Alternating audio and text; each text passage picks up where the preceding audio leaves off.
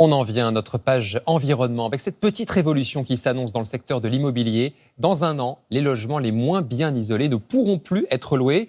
La loi pour lutter contre les passoires énergétiques va en effet obliger les propriétaires à engager de gros travaux de rénovation. Et bien conséquent, certains préfèrent vendre au plus vite. Et c'est le cas à Rennes avec ce reportage de Maëva Damois, Thomas Paga, Olivier Poncelet. Dans le centre-ville de Rennes, cet immeuble est à vendre. Marie-Christine Pratt est chargée de trouver des acquéreurs. Voilà, donc là on voit très bien le colombage qui est en train de partir. Donc là il n'y a vraiment plus rien.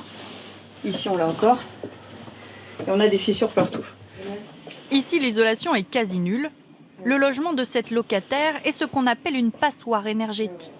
C'est mal isolé parce que c'est une vieille fenêtre, elle ferme mal, comme on l'entend c'est tout fin, l'air passe au-dessus, passe en dessous.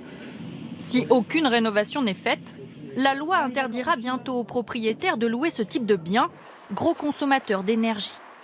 Dès 2023 pour certains logements classés G, 2028 pour les F et 2034 pour les E. Cet immeuble est classé G, la pire note possible. Les travaux à faire sont colossaux. On a un budget d'1,5 million pour la rénovation du bâti, pour la mise aux normes par rapport aux évacuations incendies, la mise aux normes des réseaux, mais également la rénovation énergétique. 1,5 million d'euros de travaux pour un immeuble estimé 3 fois moins cher. Alors forcément, les propriétaires préfèrent vendre, et c'est le cas partout dans les grandes villes. Les annonces se multiplient. À Rennes, Paris, Lyon ou encore Lille. Ce logement de Drancy, en région parisienne, est classé F. Cet élément de chauffage est un élément basique qu'il faudrait changer. Le vitrage est un vitrage entrée de gamme. Le propriétaire voulait louer. Désormais, il compte vendre et selon son agent immobilier, il n'aura aucune difficulté, même sans faire de travaux. Il n'aura pas de mal à le vendre sur le bien parce que le marché est très dynamique et qu'il y a peu d'offres et qu'effectivement les gens déjà cherchent un bien qui leur plaise et la note ne vient qu'en deuxième rideau dans la décision. Vendre vite, avant que l'arrivée massive de ces logements sur le marché n'impacte les prix. Une conséquence à envisager sérieusement selon cet expert.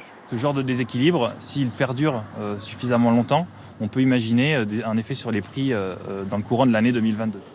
En France métropolitaine, 17% des logements sont des passoires énergétiques.